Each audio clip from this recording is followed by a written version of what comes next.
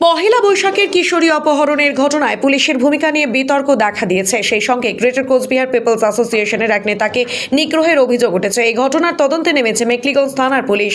কোচবিহার জেলার জামালদহে পহেলা বৈশাখে কিশোরী অপহরণের ঘটনাকে কেন্দ্র করে মেখলিগঞ্জ এলাকায় উত্তেজনা ছড়িয়েছে। এই ঘটনায় পুলিশের ভূমিকা নিয়ে নানা প্রশ্ন উঠতে শুরু করেছে। অভিযোগ উঠেছে যে গ্রেটার কোচবিহার পিপলস অ্যাসোসিয়েশনের নেতা রবি রায় বীর পুলিশের হাতে নিগৃহীত হয়েছেন। এই ঘটনার পর গ্রেটার সংগঠনের পক্ষ থেকে পুলিশের উচ্চপদস্থ কর্মকর্তাদের কাছে লিখিত অভিযোগ জানানো হয়েছে। মঙ্গলবার মেখলিগঞ্জ থানার সিআই ভাস্কর প্রধান ঘটনার তদন্তের জন্য রবি বাবুর বাড়িতে যান। সেখানে তিনি দীর্ঘ সময় ধরে কথা বলেন এবং সুষ্ঠু তদন্তের আশ্বাস দেন।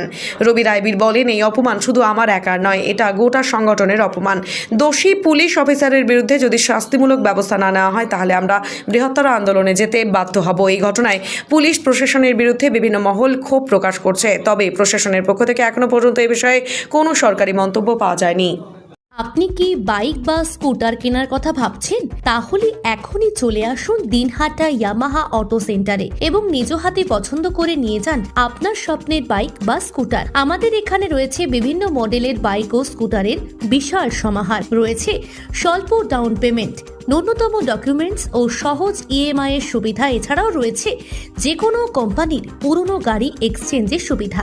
তাই আর দেরি না করে এখনই যোগাযোগ করুন দিনহাটা ইয়ামাহা অটো সেন্টারে। আমাদের ঠিকানা সাহেবগঞ্জ রোড, বয়েজ বিক্রিয়েশন ক্লাবের সামনে। যোগাযোগের নম্বর 8158042471 এবং 7602877619।